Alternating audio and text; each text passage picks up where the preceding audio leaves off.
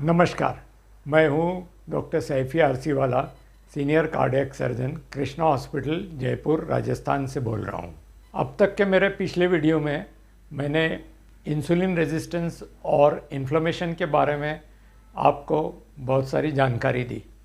अब इस वीडियो में इस इन्फ्लेमेशन और इंसुलिन रेजिस्टेंस को हमें कैसे मैनेज करना है ताकि हमें आने वाले काल में कोई बीमारी ना हो और हम स्वस्थ रह सकें। शुरुआत में मैं ये बताना चाहूँगा कि ज़्यादातर बीमारियों का कारण इंसुलिन रेजिस्टेंस और इन्फ्लेमेशन ही होता है, और अगर हम इन दो चीज़ों को से बच सकते हैं तो हम बहुत सारी बीमारियों से भी बच सकते हैं। इन्फ्लेमेशन से इंसुलिन रेजिस्टेंस होता है और इंसुलिन रेजिस्टेंस से भी इन्फ्लेमेशन होता है।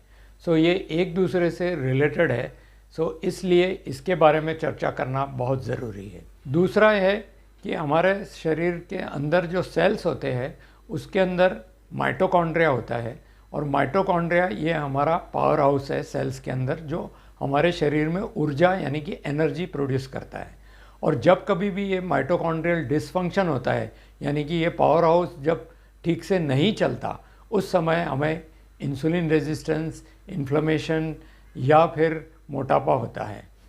सबसे पहले आता है जेनेटिक्स। कुछ बच्चों में ये जीन्स पाए गए हैं जिसके कारण उन्हें मोटापा होता है, और उस मोटापे के कारण उन्हें इंसुलिन रेजिस्टेंस होता है, इन्फ्लेमेशन होता है, और वो भले कितना भी कम खाना खाए लेकिन उनका शरीर बढ़ते चला जाता है। तो ये कुछ जेनेटिक डिसऑर्डर्स होते हैं जो जिनके ब्रेन में कोई जैसे कि ट्यूमर होता है या कोई ब्रेन में जेनेटिक डिसऑर्डर होता है, इसके कारण होता है। तो मैं इस वीडियो में इसके बारे में डिस्कस नहीं करूँगा। दूसरा है कैलोरिक इंटेक। कैलोरिक इंटेक का मतलब है कि भोजन यानी कि डाइट में दो चीज़ें आती है। एक तो हमें क्या खाना चाहिए, दूसरा है कि हमें कब खाना चाहिए। तो पहले मैं क्या खाना चाहिए और क्या नहीं खाना चाहिए और कितना खाना चाहिए, इसके बारे में मैं पहले डिस्कस करूँगा, और कब खाना चाहिए ये मैं वीडियो के अंत में बताऊँगा और उसका कारण भी बताऊँगा। जैसा कि मैंने पिछले वीडियोज़ में बताया है कि हमारे शरीर में 3 तरीके का फ़ैट होता है। एक होता है सबक्यूटेनियस फ़ैट, यानी कि चमड़ी के नीचे जो फ़ैट होता है, जैसे कि गले पे है, थाइस पे है, कई बार पेट पे होता है, आर्म्स पे होता है, इसे सबक्यूटेनियस फ़ैट कहते हैं। दूसरे तरीके का फ़ैट होता है वो होता है विसरल फ़ैट, यानी कि जो पेट के अंदर जो शारीरिक ऑर्गन्स है हमारे, उसके अराउंड जो फ़ैट होता है, जैसे कि इंटेस्टाइन्स है, किडनी है, पैनक्रियास है, और जो भी ऑर्गन्स हमारे शरीर के अंदर है, उसके अंदर जो अराउंड जो फ़ैट अक्यूमुलेट होता है उसे हम विसरल फ़ैट कहते हैं। और तीसरे टाइप का फ़ैट होता है फैटी लिवर, यानी लिवर के अंदर जो फ़ैट होता है। जिन लोगों को सबक्यूटेनियस फ़ैट ज़्यादा होता है, यानी जिसे हम ओबेसिटी कहते हैं, ये ओबेसिटी में भी 20% लोग ऐसे होते हैं जो बिल्कुल हेल्दी होते हैं, उन्हें कोई मेटाबॉलिक प्रॉब्लम्स नहीं होते। लेकिन अगर ये ओबेसिटी कंटिन्यू रहती है और वो 10% से ज़्यादा बढ़ जाती है, तो तब इन्हें सारे मेटाबॉलिक डिसऑर्डर्स शुरू होते हैं, जैसे कि इंसुलिन रेजिस्टेंस या फिर इन्फ्लेमेशन। जो मेन फूड कंटेंट है हम जो खाते हैं उसमें 3 चीज़ें महत्व की है। एक है कार्बोहाइड्रेट्स, दूसरा है प्रोटीन्स, और तीसरा है फैट्स। इन तीनों में भी कुछ हेल्दी होते हैं, कुछ अनहेल्दी होते हैं। तो ये तीनों में से भी सबसे ज़्यादा इम्पॉर्टेंट है कार्बोहाइड्रेट्स। कार्बोहाइड्रेट्स में मेन तौर पे मैंने पहले वीडियो में भी बताया है कि हमें लो कार्बोहाइड्रेट डाइट लेना चाहिए, लेकिन इंडियंस के लिए जो वेजिटेरियंस है और हमारा खाना इस तरीके का है कि हमारे लिए वो एकदम पॉसिबल नहीं है कि हम बहुत लो कार्बोहाइड्रेट डाइट लें। उसके लिए क्या करना है मैं आगे जाके वीडियो में बताऊंगा। कार्बोहाइड्रेट्स का जो मेन एलिमेंट है वो है ग्लूकोज, और ग्लूकोज के साथ आता है फिर फ्रुक्टोज। कार्बोहाइड्रेट जब ब्रेक डाउन होता है हमारे शरीर में तो वो ग्लूकोज में कन्वर्ट होता है, और ग्लूकोज हमारे पूरे शरीर में यूज़ होता है। कोई भी शरीर का हिस्सा ऐसा नहीं है जहाँ पे ग्लूकोज नहीं होता है। इसलिए अगर ग्लूकोज बहुत ज़्यादा हमारे शरीर में घूम रहा है तो ये एक्सेस ग्लूकोज फैट में कन्वर्ट हो जाता है और वो हमारे सबक्यूटेनियस टिश्यू में डिपॉजिट होता है। यानी कि मोटापे का एक कारण ग्लूकोज एक्सेस भी होता है जो कार्बोहाइड्रेट से आता है। इसी तरीके से फ्रुक्टोज जो होता है, जो टेबल शुगर में होता है, वो सिर्फ लिवर में ही मेटाबोलाइज होता है और कुछ हिस्सा उसका, थोड़ा बहुत हिस्सा किडनी में होता है और थोड़ा बहुत हिस्सा ब्रेन में होता है। बट मेजर पार्ट 95% पार्ट उसका लिवर में ही मेटाबोलाइज होता है, यानी वो सिर्फ लिवर ही यूज़ कर सकता है उस फ्रुक्टोज को। सो लिवर क्या करता है कि कुछ फ्रुक्टोज को वो ग्लाइकोजन में कन्वर्ट करता है जिससे ग्लूकोज पैदा हो, और जो एक्सेस फ्रुक्टोज होता है जो वो हैंडल नहीं कर सकता लिवर, उसको वो फैट में कन्वर्ट कर देता है। तो कुछ फैट लिवर में जमा हो जाता है जिसे फैटी लिवर हो सकता है, और बाकी का जो एक्सेस फैट है वो भी ट्राइग्लिसराइड्स लिवर में बनता है और हमारे शरीर में फैलता है। तो सारांश में फ्रुक्टोज फैटी लिवर करता है, ट्राइग्लिसराइड्स बढ़ाता है और हमारा कार्डियोवैस्कुलर रिस्क बढ़ाता है, जिससे हमें हार्ट अटैक आ सकता है, हाई ब्लड प्रेशर हो सकता है और ब्रेन स्ट्रोक भी हो सकता है।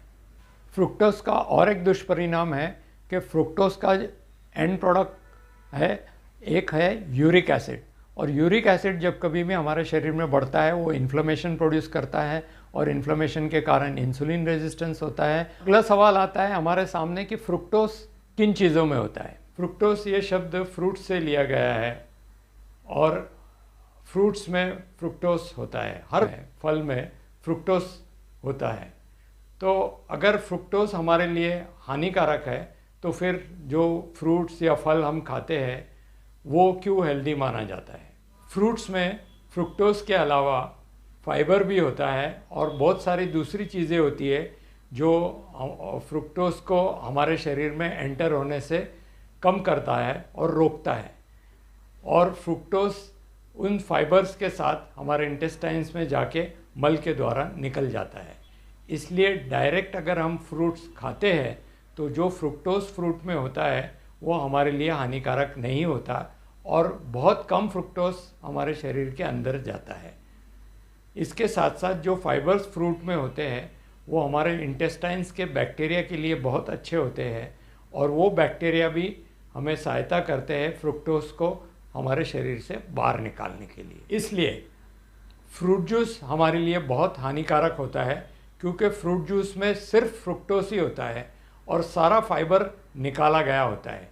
इसलिए जब हम एक ग्लास फ्रूट जूस का लेते हैं तो उसमें बहुत सारा फ्रुक्टोज होता है जो हमारे शरीर में डायरेक्टली एंटर होकर हमारे लिवर को डैमेज कर सकता है।